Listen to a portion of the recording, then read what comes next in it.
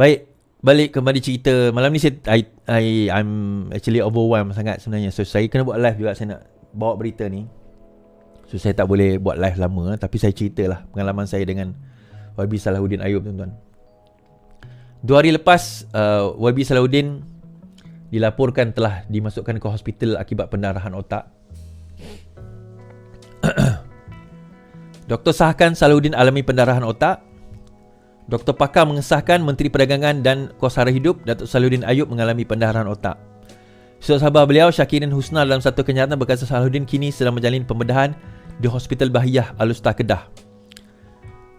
Syakirin berkata dia dikejarkan ke wad kecemasan kira-kira 10-15 malam dan mendapat rawatan setelah mengalami mual dan muntah-muntah. Pihak Menteri KDN akan memaklumkan mengenai perkembangan kesihatan beliau dari semasa ke semasa, katanya. So hari ini telah keluar satu kenyataan daripada KDN, daripada kementerian sendiri. Kenyataan media pejabat Datuk Seri Salahuddin Ayub, sesungguhnya daripada Allah kita datang dan kepada Allah juga kita akan kembali. Alustar dengan penuh duka cita dan pilu adalah dimaklumkan bahawa Menteri Perdagangan Dalam Negeri dan Kos Sara Hidup Yang Berhormat Datuk Seri Salahuddin Ayub telah mengembuskan nafasnya terakhir di Hospital Sultan Bahiyah Alustar Kedah 23 Julai 2023, iaitu tadi jam 9.23 malam.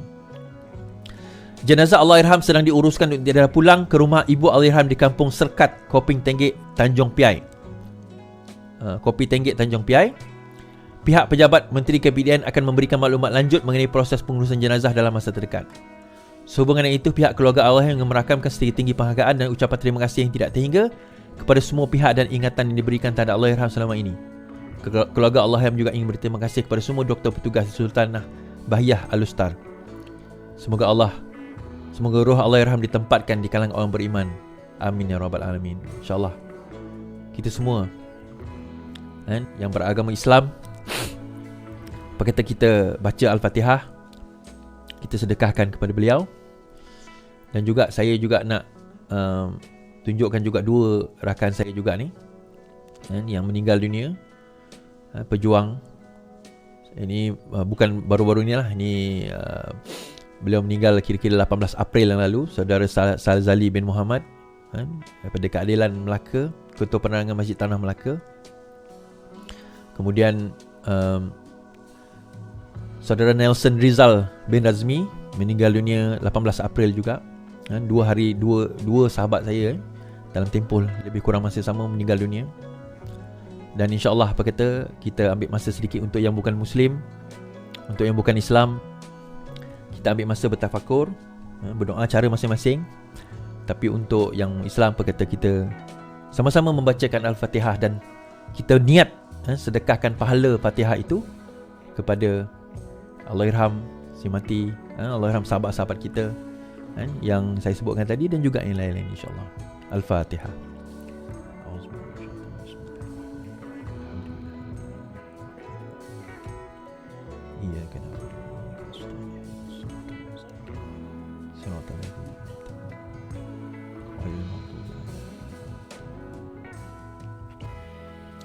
Semoga Allah menempatkan mereka di kalangan orang yang beriman, beramal soleh, mengampunkan dosa mereka, menerima amalan-amalan mereka. Saya malam ni ialah tak nak bawa cerita yang saya sebutkan tadi tu, tapi saya nak bawa cerita berkenaan dengan bagaimana saya kenal YB Salahuddin ni sebenarnya. Tuan-tuan, ni cerita saya lah. Tuan-tuan mungkin ada pengalaman sendirilah, macam mana tuan-tuan kenal dan sebagainya kan.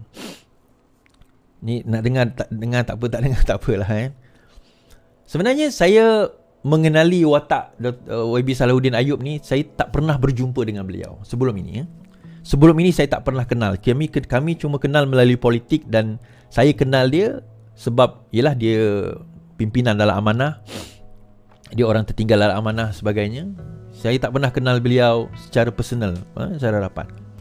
Dan saya mengenali politik beliau bertahun, daripada dulu, daripada zaman PAS lagi. Dan beliau mengenali saya pun baru tahu beliau mengenali saya sebab saya selalu buat live lah. Dia kata live Suardi bagus dan sebagainya. Tapi saya nak cerita peribadi YB Salahuddin ni. Saya nak cerita. Malam ni saya cerita, tuan-tuan.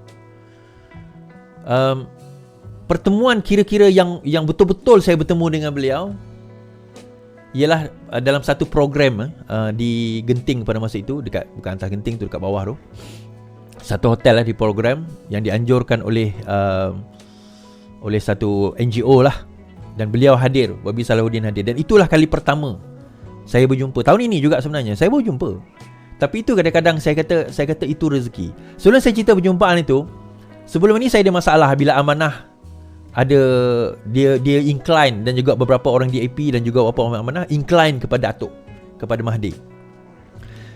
Saya tembak amanah dan sebagainya, tapi saya bukan tembak seluruh. Yang saya tak tembak antaranya Salahuddin lah. Salahuddin Ayub ni saya tak tembak sebab dia tak buat statement. Dia macam tu je kan. Masa tu kita kan, masa lepas syaratan tu apa semua kan, masih ada di kalangan orang amanah yang nak bersama dengan Atok pada waktu itu. Kita tak payah mention names lah siapa tahu-tahulah cerita ni. So lepas tu bila dah tersebut Salahuddin ni antara orang yang saya tak pernah tembak. Sebab dia tak pernah pun nak kata setuju tak setuju, tak pernah. So saya nampak politik Allahyarham Wabi Salahuddin ni lain, tuan-tuan. Tapi saya tak kenal dia lah, saya tak rapat dia, tak pernah jumpa dia dan sebagainya. Sehinggalah satu program di Genting, di kaki gunung Genting tu, di kaki gunung tu, Cameron tu, Genting tu, ada sebuah hotel dianjurkan oleh sebuah NGO pada tahun ini. Dan saya hadir lah sebagai salah seorang speaker yang memberi talk pada hari tersebut. Dan YB masa tu kat atas, dia tengah bercakap. Saya duduk dekat barisan kedua tau. Dalam barisan kedua tu kan, ialah barisan pertama ni VIP, menteri dan sebagainya kan. Saya duduk barisan kedua lah sebagai peserta dan juga speaker lah. So bila saya duduk barisan kedua tu, ramailah orang lain. Tapi ini saya kata beza YB Salahuddin ni.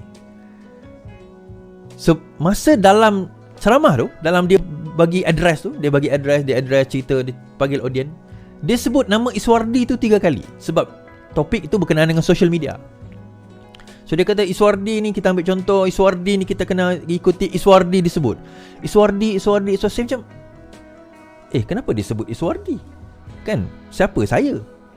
Saya bukan siapa-siapa. Masa tu saya tak dapat jawatan lagi kan. Saya bukan siapa-siapa.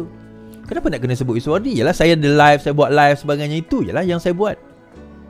Dan dia kata, saya ingat lagi, Iswardi antara live yang saya tengok, dia kata, antara live saya tengok adalah live Iswardi. So lepas tu dia turun, humble-nya YB Salahuddin ni tuan-tuan. Tapi sebelum dia turun tu, saya nak cerita, saya ada buat rating tau. Saya buat rating menteri-menteri yang perform. Kalau tuan-tuan ingat saya bagikan first class, second class upper, second class lower, third class fail. Dan saya kata Salahuddin adalah menteri yang first class, saya kata. Beliau sangat perform. Mungkin sebab itu kot dia suka kan, tak tahulah, tak kisahlah. Saya kata sangat perform. Dan ada menteri PKR saya letak third class, ada yang fail. Ni bukan saya nak mengampu menteri-menteri, tak. Saya letakkan secara ikhlas. Tapi saya kata Salahuddin first class, menteri yang perform. Dia datang dengan idea, dia turun ke bawah, dia check sendiri, dia call, dia tanya. Dia menteri yang bekerja, tuan-tuan. Dan dia perkenalkan, orang nak claim menu rahmah dan sebagainya, dia orang kutuk menu rahmah, orang kata macam-macam dengan menu rahmah. Tapi tuan-tuan, saya nak cerita bagaimana pengakhiran seorang yang baik. Bernama Salahuddin Ayub ni, pengakhiran yang baik, husnul khotimah. Bagi saya lah, Iswardi Morni claim. Tuan-tuan punya pengalaman, masing-masing punya pengalaman.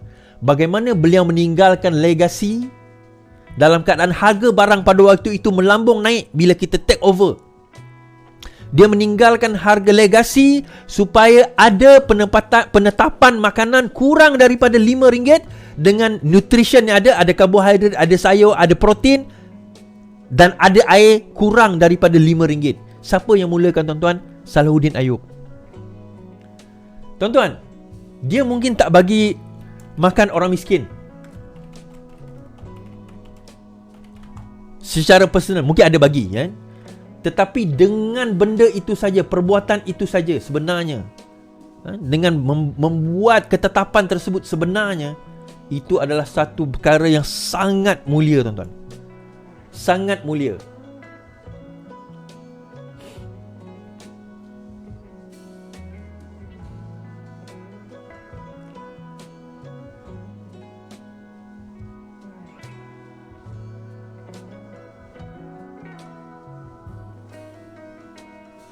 Sangat mulia. Bayangkan berapa juta, ratus ribu juta manfaat pahala yang mengalir kepada beliau sebenarnya daripada perbuatan dan yang sebelum ini dan yang akan datang kalau usaha ini diteruskan lagi. Betapa doa orang yang susah bila dapat menu rahmah, dia dapat makan dengan RM5 tu. Tuan-tuan, kita boleh gelak. Kita boleh gelak, kita boleh perkecilkan usaha dia, kita boleh kata dia macam-macam gimmick dan sebagainya. Tetapi saya bersaksi tuan-tuan, ada orang yang sangat susah kata terima kasih pada pengenalan menu rahmah itu. Dia dapat bagi makan dua anak dia dengan diri dia sendiri kerana pada dia ada hanya RM15 je. Cukup, dia kata, pada waktu itu. Saya bersaksi, kita semua tuan-tuan bersaksi bagaimana usaha beliau turun ke lapangan. Dia buat kerja dia. Bila orang kata barang mahal, dia compare price, dia jawab. Dan saya nak cerita pasal peristiwa saya jumpa dia tadi kan. So bila dia berceramah disebut nama saya, bukanlah saya nak bangga orang sebut nama kita, tapi yelah, dia menteri, kita ni siapa je? Kita ni orang biasa je tuan-tuan. Tak ada jawatan, ahli biasa, penceramah biasa. Dia sebut nama kita, yelah, sebagai manusia kita terasalah bangga dia dalam hati kita kan. Of course lah. Tapi itu akhlak seorang yang walaupun sudah berada di kedudukan yang tinggi tuan-tuan, tapi dia boleh memandang orang rendah macam kita, saya ni, sebagai someone ada nilai. Itu nilai seorang yang berakhlak tuan-tuan. Kan, hasil tarbiyah, pendidikan agama yang betul. Inilah dia orang yang berakhlak. Dan saya cerita, lepas tu lepas dia ceramah, dia turun. Masa dia turun, dia duduk depan saya. Program berlangsung semua, kemudian dia bangun. Yalah, kita dah habis program, saya bangun. Dia bangun, saya bangun lah. Saya tak naklah kacau menteri depan saya. Saya jenis yang tak berani nak kacau menteri, nak tegur menteri, saya tak berani lah. Kemudian dia toleh saya, dia kata, Iswardi, salam. Dia salam saya, salam dia. YB, apa khabar? Terima kasih. First time saya berjumpa dengan dia ni. Tahun ini juga, baru je. First time saya berjumpa dengan dia, dia kata, YB, Iswardi, YB, apa khabar? Boleh saya tangkap gambar tak? Dia cakap dengan saya, Iswardi, boleh saya tangkap gambar tak? Saya dalam hati saya cakap, YB, saya yang patut minta nak tangkap gambar dengan YB, bukan YB nak minta tangkap gambar dengan saya. Allah. Saya kata, YB menteri, saya orang biasa, kenapa YB nak tangkap gambar dengan saya? Tak adalah Iswardi, you dah famous sekarang, dia kata. Oh, tak adalah, saya tak famous YB, saya buat apa yang saya boleh buat lah. Saya pun ambil gambar dengan YB, saya pun tangkap gambar. Kemudian kami tangkap gambar tuan-tuan. Kami pun tangkap gambar together. Lepas tu dia tanya, Iswardi, dia kata, dia gambar kami. Iswardi, minta nombor telefon. Dia minta nombor telefon saya. Saya macam, saya pun tak berani nak minta nombor telefon dia tuan-tuan. Paling kurang pun saya akan minta nombor telefon pegawai khas ke, setiausaha sulit ke kan. Dia pun bagi nombor telefon, saya pun bagi nombor telefon saya kat dia. Kemudian dia kata, dia pun miss call. Itu nombor telefon saya, dia kata. Saya pun save nombor dia. Ini gambar saya dalam program tu lah. Dalam program tersebut, saya bergambar dengan beliau. Inilah dia gambar ni. Kemudian waktu makan, lepas tu petang tu makanlah, dia kata. Tengah-tengah kami makan tu, tiba-tiba dia kata, Iswardi, dia kata, ada seorang ni macam muka kau lah, dia kata. Macam muka kau lah, sini, dia kata. Amanah dia ni, pengurusi amanah Pahang, dia kata. Ni, masa tu dekat tempat makan lah, restoran kan. Lepas tu dia suruh kami ambil gambar bersama. Bukan ni. Ini.